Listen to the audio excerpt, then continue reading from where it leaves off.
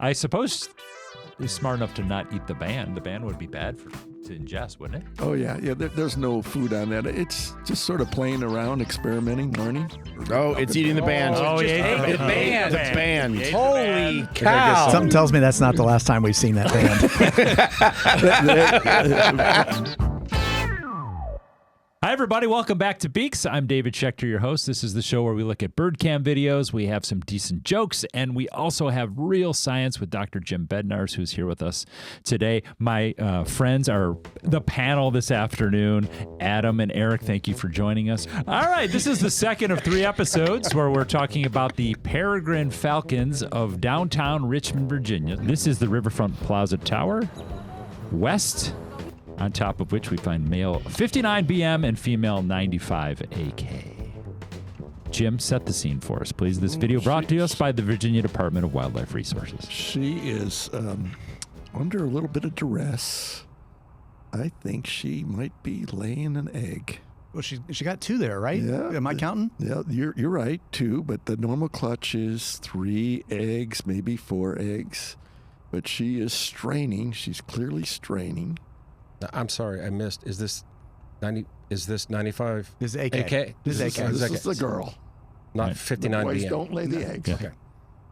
right. Wow. Wow. We have really Jim gone now feels like backwards. he's got dunk on me. What the hell? Wow. What episode is this? Remedial Beaks. Our relationship has changed. Now Eric's going to hit Jim after he hits me. Money on Jim. I'm committed to educating I'm Eric. not messing Eric. with Jim. I'm not messing with Jim. I know. Oh, you're right, Oh, Jim. wow, look at that. Notice that it's noticeably darker. Okay, it's a fresh egg. The more they sit on the eggs, they wear a little bit. They get a little bit lighter. Also, you can see sort of a little sheen on the egg because of the fluids in the reproductive tract. So that sheen is A-OK. That sheen is A-OK. Yeah, it'll dry out really quick. Different birds, different eggs, different colors. Why is that? Oh, that's a good question. That is a That's great question. They- Maybe the the- best the- one we've had. I didn't like the phrasing of it. The ancestral condition is white eggs. But a brown lot- eggs are just as affordable. Well, I mean, this is somewhat of an artificial situation. And normally, they've evolved on natural cliffs, and there'd be a lot of brownish rocks, so they would blend in very well. So a predator like a raven would have more difficulty spotting the eggs. You got to make sure you're talking to the mic there, Jim. Okay. So this, just to note the date, this is 3/23/2020, 25, because we have a whole progression of this kind of. Now, after she laid the egg, she got into incubating position here. Forgive me, what year was it when we first met AK and BM? It was just 2 days ago. Okay. Basically. Okay, now there's the male coming in for a transition here. That's the E-chip call. E-chip sounds digital. It does. That sounds like a software program. And the male's taking over. Of course, you switch the video here. Okay, so this is 59 BM moving in for the incubation. Yeah, they usually spell the female for about 3 hours so she can She hunt? she can forage, she can hunt. Maybe a girls' Stretch night out, rest, yeah. Right. Hang out with Hanging their out. girlfriends.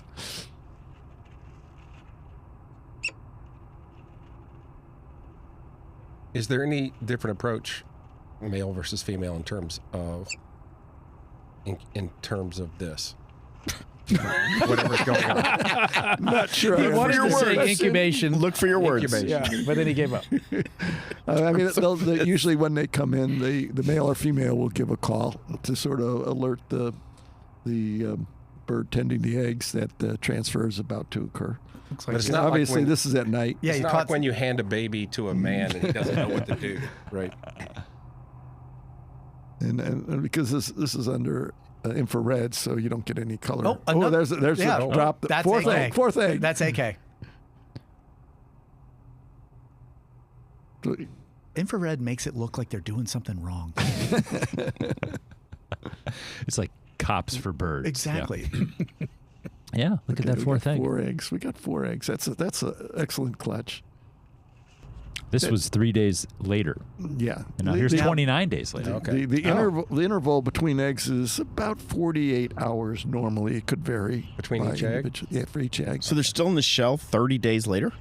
Yeah, this is 29 days later. This shot now. Okay, this is a different shot. So Yeah. they're getting close to hatching right now. But that's a long time, to John's That point. is a very long time. About 32 days is the average, but it varies between 29 and 35 days. Do the mother and the father, I guess, use up a lot of calories, like a lot of energy to do this, to keep warm and lay on top of them? Yeah, both do. I mean, the male's doing the hunting, so he's doing the work, and the female is somewhat limited and focused on making sure the eggs are incubated at the appropriate temperature. How did they determine appropriate temperature? Like, did they say, I need to get off for a while, I need to get on for a while? Well, Are you they on? will do that, and how do they do it? I know that's evolved over, probably millions of years. So they're very good at sensing that. So if it gets too hot, for example, if it's a really warm day, they'll stand up and let the air current sort of keep it at, about 30 degrees, probably close to 38 degrees Celsius Oh, for we incubation. got something. Is that a 5th egg? Nope, that's a hatch. See That's a that? hatch. Yeah. That's a hatch. I see a broken eggshell. Yeah. Also, I like the decorative touch of the grass right there at the nest box. It looks like that back wall you could do something with, maybe. Yeah, a little bit backsplash or A something. little bit of BM's mold. been a little bit of promising to do mold. that Yeah, for a long yeah, time. it's a weekend project. Yeah. Just can't get around to it. We need a paint job here.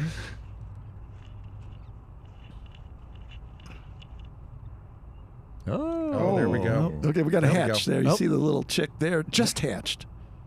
Hey, fella. Yeah, And we see you. We're talking hours, a couple hours old. And they hatch with their eyes closed. The mother or the... The chick, Yeah, okay. the chick, of course, the nestling. That.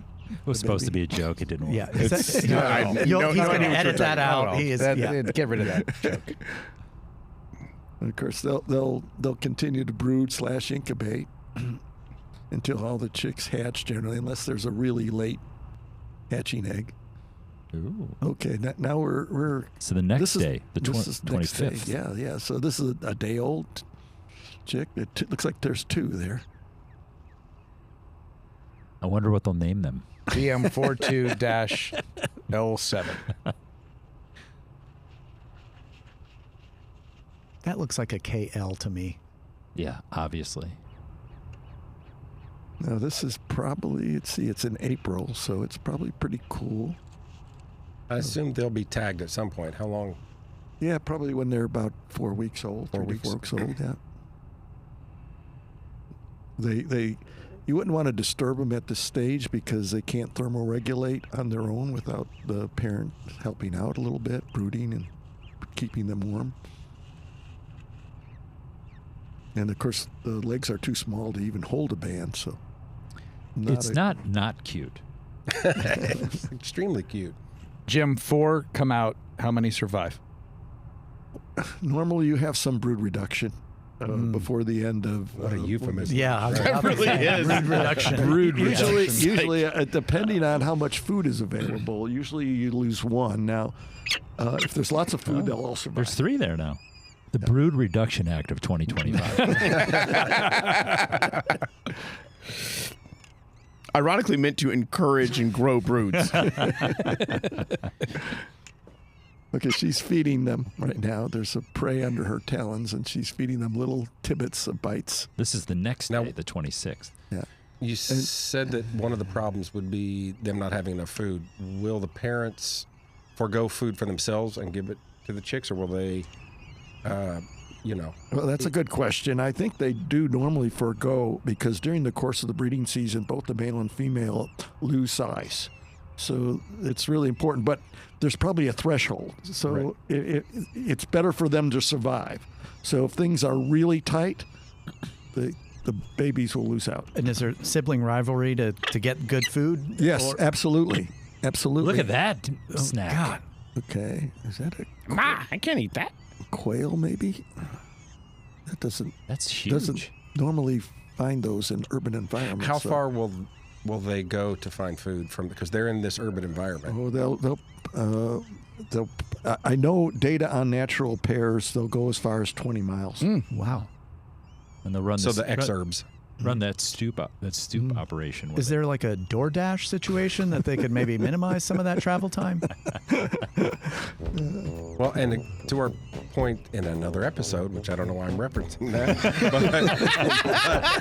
but will the folks responsible for these videos, they're not going to get involved at any point. The kid. No, I don't think they want to intervene. Yeah. Okay. And I mean, unless there's some sort of calamity caused by humans, then I think intervention is very appropriate.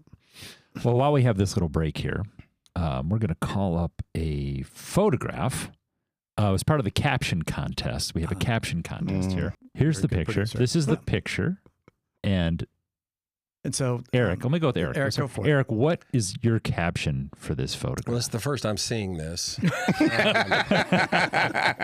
But off the top of my head, my caption would be, I can give you an estimate, but you're not going to like it. you should have had Pretty good. You should have had him go second. No, I was thinking, the caption style, you got to have a little kicker at the beginning. Don't explain it. And so, life and limb, Sure, very good. moonshine brewer, Rusty P. Holden climbs to the treetops to gather bird nest peat, the secret ingredient to his family's third generation recipe, Holden Hooch.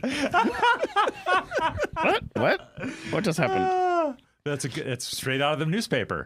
Yeah. I was trying to think, the posture on that dude is phenomenal. The legs. Look at the angle on that. The legs are wonderful. The legs are amazing. Yeah. Jim, Look at what's your caption for this? Oh, that's me. No. Is that for real? Seriously? When I was younger, and we're talking early 1980s. What happened to your legs? Seriously, what is going on there? Because I was strong and slim. What were you? Were you putting something in there or taking something out? What was Actually, going on? that's a Harris hawk nest, and I was collecting prey remains. It was an active nest, and I have a little plastic bag there where I was collecting. I was wondering moonshine. what it was. Okay. Tell us moonshine. tell us about your work, your early work getting started. We got a couple minutes here about peregrine falcons. Okay, well, one of the things early in my career is I was contracted by federal agencies primarily to find peregrine falcon eyries, and that's between 1979 and 1982. And that's when the peregrines were on the verge of extinction. And the only two places that they occurred in 1979 in the lower 48 states was Arizona and New Mexico. So I was contracted to survey mountain ranges in northern New Mexico to try to find peregrine falcon eyries. Tell them what is an eyrie? An eyrie is a nesting cleft. And you can use it for the actual ledge or hole where they nest. And up to that time, of course, we thought the species was going to go extinct at that point in time. And so the federal agencies had money from endangered species work, and they wanted to find any left eyries. And so they basically took me up in a plane, and this is in remote mountains of New Mexico, and they pointed out cliffs from the plane. And this is before GPS and cell phones and all the technology we have today. And said, Jim, check out that cliff. Jim, check out that cliff. And then I would, we got back down, I pull out the best topographic map I could find, and I found a four-wheel drive track as close as I could get to that cliff. And then I backpacked in, bushwhacked to get closest to the cliff as I could, and then watched it until I determined if they had a nesting peregrine. Does any of falcon. this surprise any of you? Yeah. No. Well, there are two things. What a badass Jim is? Yeah, No, not at all. An eyrie, that's A-E-R-I-E, correct? Is that how you spell that word? Eyrie. Eyrie. It's a Eyrie, crossword eyrie. word. It's a crossword word. Secondly, there's zero safety equipment. No kidding. I mean, you're not latched in. There's tell me that's like 2 feet off the ground so I can rest It comfort. was about 30 feet off the ground. So what state is that? Where is that? This is New Mexico. What a man. Yeah, well, I guess back guy. in those days, I I just had to get up to the nest, and I climbed. Probably you wasn't very smart. Do you feel like you've played a part in the success, reintroduction, Leading the witness. of the peregrine? Well, I think there's huge hordes of biologists that were involved, and maybe I helped out in a small way. I would None this sexy. Yeah, I would say yes. I think I found 5 eyries, and monitored them and did conservation plans and argued with bureaucrats about how we needed to protect those eyries. And I like to think that helped out a little bit and helped them get past that really tough point in time when they were adversely affected by DDT. And once we got past that, the population increased and blossomed. Would a harness kill you? I mean, could Seriously. How about a little? You know what? Now my students that do some of the similar work, I don't anymore, as I insist that they wear harnesses and have 2 lanyards and have all Don't the do it safety like I equipment. did it. Do it how I tell you you're supposed to do it. Don't be stupid like I. Let's head back out to the nest now. Thanks, Jim. That was great. What do we got here? Oh, these chicks are about 3.5 weeks old. So I think there's another one hiding there somewhere. Unless At this there was stage, a they brood roam a little reduction. bit. Yeah. What's our reduction here? Yeah, 1 or 2? count 2. Yeah. So they're mobile. They can. Oh yeah. They walk around. If depending on the nest site, this is a big ledge, so they'll walk around a lot. If it's a small pothole, they might be confined Also, into this look, pothole. Look at the mess that the kids have brought in. I mean, Right? Disaster. That nest used to be Oh, here so comes Mom. pristine. Does she have food? Yeah, she has food. Jim, the 2 siblings that didn't make it. we don't know that. Oh, okay. Oh, I feel a little better. I feel a little I better. think you did this last time too. Very concerned about You were very gleeful about it. Everybody get around Mom. Or I guess that's Dad. That's We're Dad. still missing one. Well, I think They're eating this it. year the brood was 3 birds. No, we saw 4 eggs. We saw 4 eggs, Jim. Don't treat us like we're children. You can be truthful. One went Did to that a bird go to farm, the farm? where it can Right. run free. One went to Heaven Farm. they become clouds. Okay, you might notice a little bit of a size difference. The chick closest to us in the video appears to be the oldest one. And it's dominating the food, which is pretty typical. What are those leg you're right. warmers they got on? We go for a pair of those. So notice, with the fur. And so the parent is not going, hey, you've had yours. well, that's a good question. And Oh no! Dang it! I thought I saw a 4th. that's some research we've been doing. Does the parent actively select? It appears that she will feed preferentially the one that's basically most aggressive, but that is debatable. So Adam would have died in this situation. Adam would have said, I'm fine. You take yours. I'm okay. You got to be assertive, Adam. I mean, I am starving, but it's good. It's all good. And that sort of balances it out. So when the dominant chick gets enough food, it's satiated, and then the smaller subordinate siblings, the beta siblings, will then have their chance to get food. Is one of the benefits of urban birding, or whatever you would call it, that there's ample food? It appears to be. I've looked at some of the literature, especially with peregrine falcons, and this site in particular, they seem to have plenty of food. A lot of pigeons and other birds, migratory birds flying over, seem to be very good food resources. And again, so they're catching these midair. They're swooping down on top of them, grabbing the bird. They're not on the bird's not on the ground. They're like grabbing them in flight. Well, they punch them. They punch them, and it's amazing. They're going so fast. When they hit the bird, they'll kill it on impact. The bird, if you follow the falcon, falcon will go around. It'll come up, turn around, and catch the bird in mid-flight Wow. It's just showing of the off. prey, and then bring it back to the nest. Of course, it might snack on, get a snack, eat enough for itself, and then bring the remains to the nest. Like eating the fries on the way home from the burgers. Absolutely, they do need a little food themselves. Just the ones in the bottom of the bag. Those are no one wants those. No one cares about that. It just sounds so cinematic. It's like a sequel to Eagle Wars. From the producers of Eagle Wars.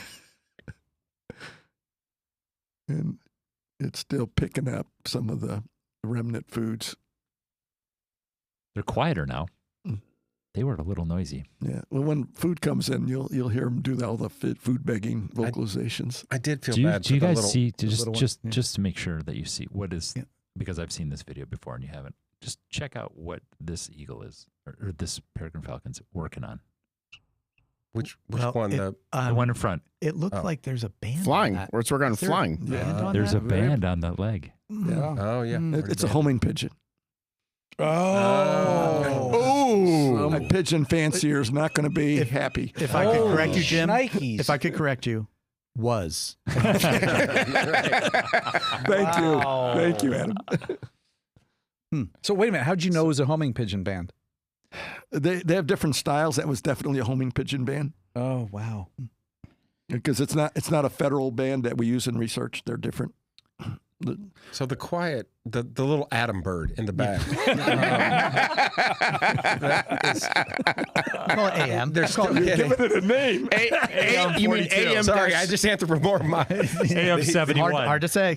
I suppose is smart enough to not eat the band. The band would be bad to ingest, wouldn't it? Oh yeah. There's no food on that. It's just sort of playing around, experimenting, learning. That's not good to eat. That's called playing with your food.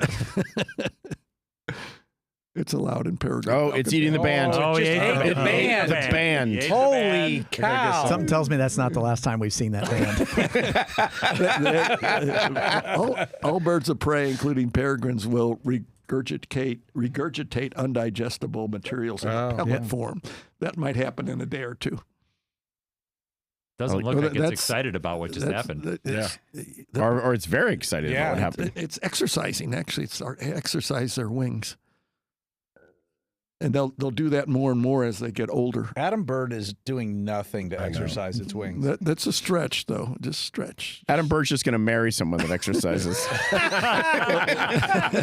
Well, they switched. Adam Bird is on the right now. Yes, John. And they it's still pretty cool. This is May like 20th. May 28th because it'll be cool. So they're getting their warmth by huddling together. This is like they look pretty exhausted there. They've eaten. They're tired. They did their work for the day. I get it. They ate a metal band. I think they're not feeling great. In the next episode, we have a little bit more on the life of these peregrine falcons. But before we end this episode, I do have one more picture I'd like to show you guys. We're going to call it up here on the screen. Okay. What do you think? What do you think that is? That is the safety measure that Jim took underneath the tree he climbed in case he falls. You agree, Eric? You agree with that? I have no idea, but I believe Jim is involved. So. Yeah. You're on to me right now. Is that what you're saying? Yeah. Jim, what is that? Well, I had to backpack to get to these peregrine falcon sites. I ditched the tent and I built a lean-to. Oh, What a man. What a man. This guy. That was I had to carry my water too, and so that just kept things light. Have you ever thought of being on Naked and Afraid on the Discovery Channel? Or tried glamping? Yeah. Well, maybe 40 years ago, I would be a champ. Thank you, Jim. Thanks, guys. I appreciate it. This has been a wonderful episode. We got Eric and we back here. We have don't forget Tim, Don, Adam. Thank you so much, guys. I appreciate you being here. This has been a nice episode of Beaks. If you like what you're seeing, like and subscribe. We're going to be back with one more episode about the peregrine falcons of where are they from? Richmond, Virginia. Richmond, Virginia. Brought to us by the Virginia Department of Wildlife Resources. Thanks for sharing that video. We'll see you next time on Beaks.